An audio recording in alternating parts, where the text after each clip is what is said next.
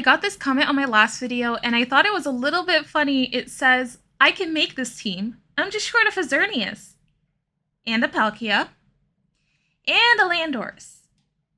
Well, sucks to suck. Have fun being stuck in Ace. Get good. No, I'm just kidding. I hope you didn't take that seriously. But my friend, I have been in your situation many times before where I've seen a content creator use a really cool looking team in the Open Master League, and I've just not had the Pokemon to try it out. Which is why in this video, I'm going to be running an entirely non-legendary team in the Open Master League, and it took me a few tries to get it to finally work, and by a few tries, I mean I lost 200 points before I finally got a positive set.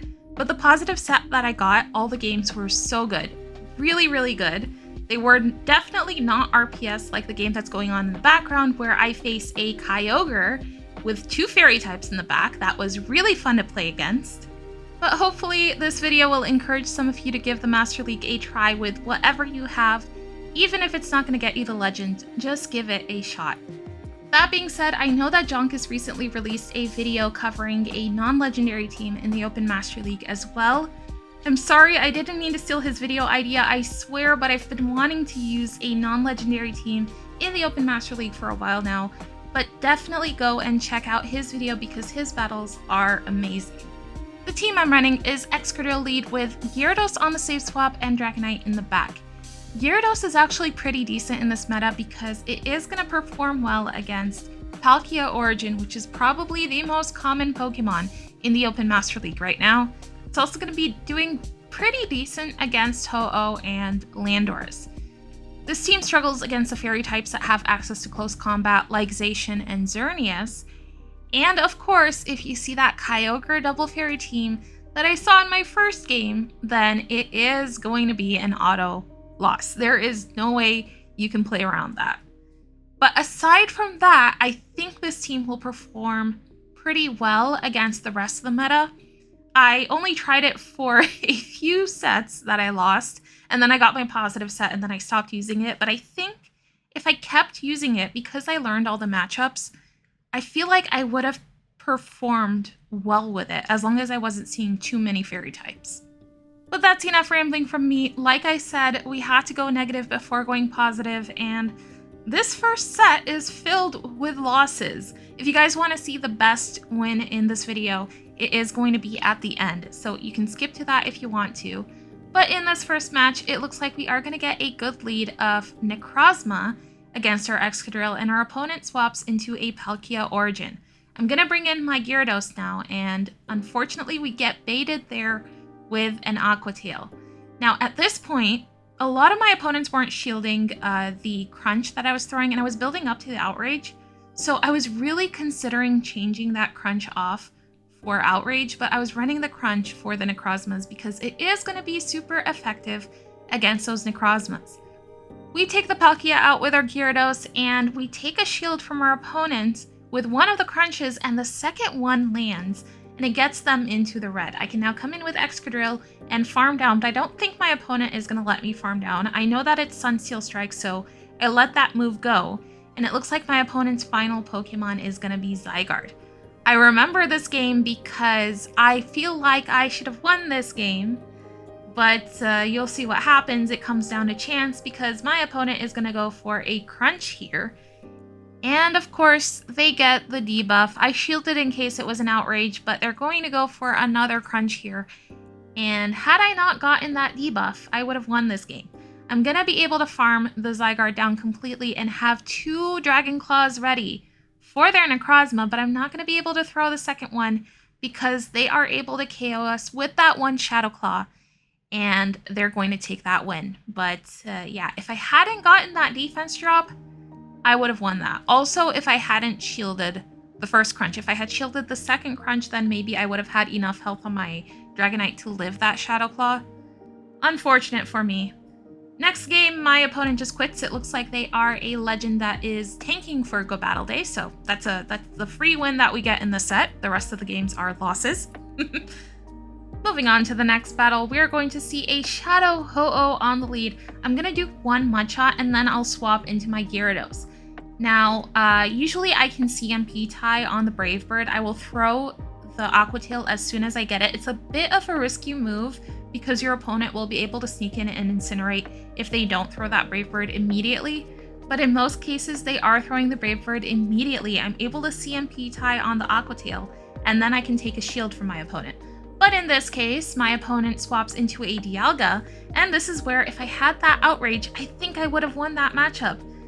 But it's fine, I'm able to come in with my Excadrill and farm the Dialga down, and I'm able to take a shield from their Ho-Oh. My opponent's final Pokemon is going to be Xerneas, and I do not see a situation where I can win this. I shield the Moonblast only because I kind of need to weaken this Xerneas. Yeah, I am definitely not going to win this, and I should have thrown the Superpower before they got to another Moonblast. Not sure what I did there. But they're able to take us out, and I don't think a Drill Run is going to KO them anymore. So I just let the close combat go. My opponent has a lot of energy on the Ho-Oh. I wasn't going to win that. I believe this was the third negative set I had gotten that day. I dropped from 3022 ELO in one day. I got 2 0-5s before this. I was trying some other teams, to be fair, so I can't really blame this team. But I don't really care. Anyways, moving on to the next battle, we are going to see a Palkia Origin on the lead.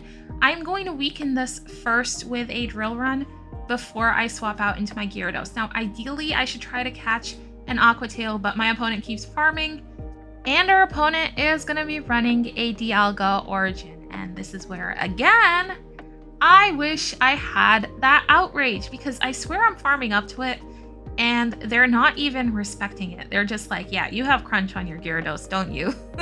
Everyone knows that I'm running that Crunch for that Necrozma. But at least we're able to get it into the red, and I think I'm going to attempt to farm it down completely with my Excadrill. Now, they end up taking both of our shields there. I shield an Iron Head from the Dialga, and then I shield the Aqua Tail from their Palkia. Hopefully they give me a shield here. They gave me a shield. Okay, they have a shield left, but I should be able to farm this Palkia down with my Dragonite and only take one Aqua Tail. Their Dialga Origin is very, very low, so I should be able to Dragon Breath it down with my Dragonite, and their final Pokemon is going to be Landorus. I am not going to win this because I'm only going to be able to make it to one Dragon Claw with my Dragonite. If I had made it to 2, I think I might have had a chance because then I could go for a Rock Slide on this Landorus, but they have a shield left, so I'm just going to go ahead and top left. Now our luck's going to turn around because the rest of the battles in this video are going to go in our favor, and you guys can really see the team shine. In this game, we are going to be up against a Dialga on the lead, and our opponent safe swaps into a Landorus. I just have to watch out for the Stone Edge.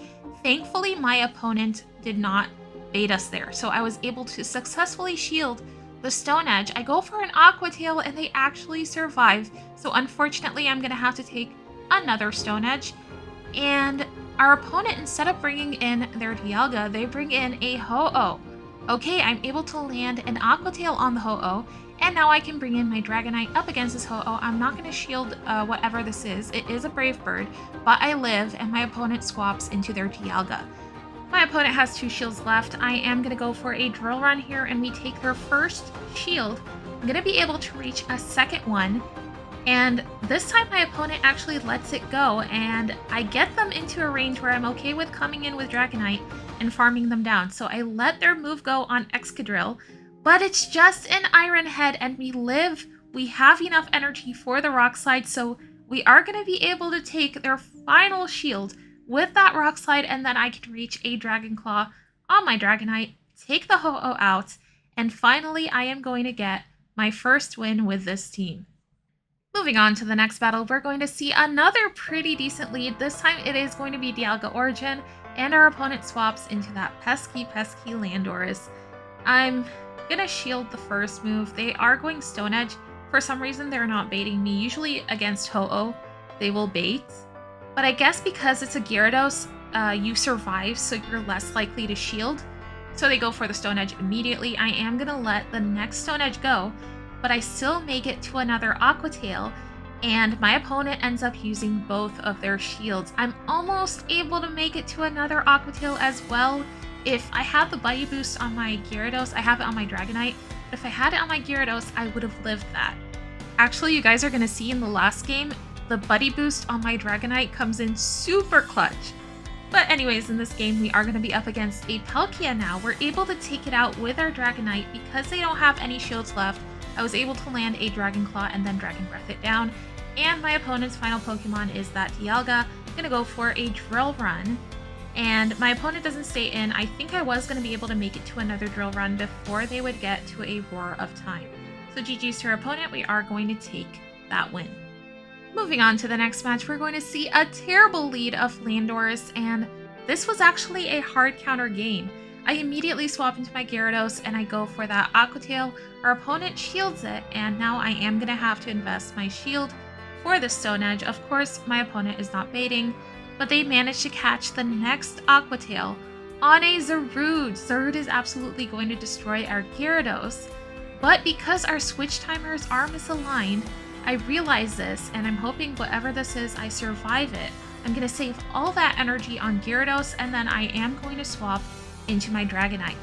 Now, I don't want to take another Dark Pulse, so I go for a Dragon Claw here, but it's not enough to take them out. They live and they make it to another move, and that is going to get my Dragonite into the red.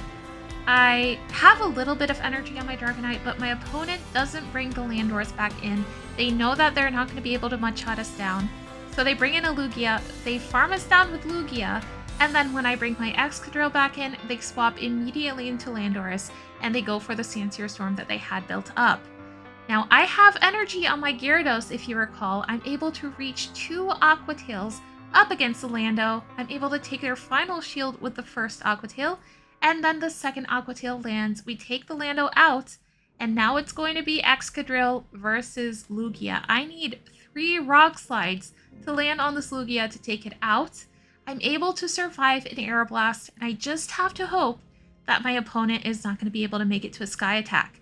We're gonna be able to reach the 3rd Rock Slide on CMP tie with the Lugia. We win CMP, so we are going to be able to take that win, and GG's to our opponent. Moving on to the final battle of the video, and probably my favorite battle ever. We're going to be met with a Ho-Oh on the lead. I'm going to do one Mud-Shot with the Excadrill, and then I'm going to swap into my Gyarados. Now remember what I said, you can CMP tie with the Ho-Oh on the Brave Bird if you go for that Aqua Tail immediately. Like I said, it's a little bit risky if they do one more Incinerate, but if you CMP tie, you'll be able to take a shield from them because they are going to be debuffed.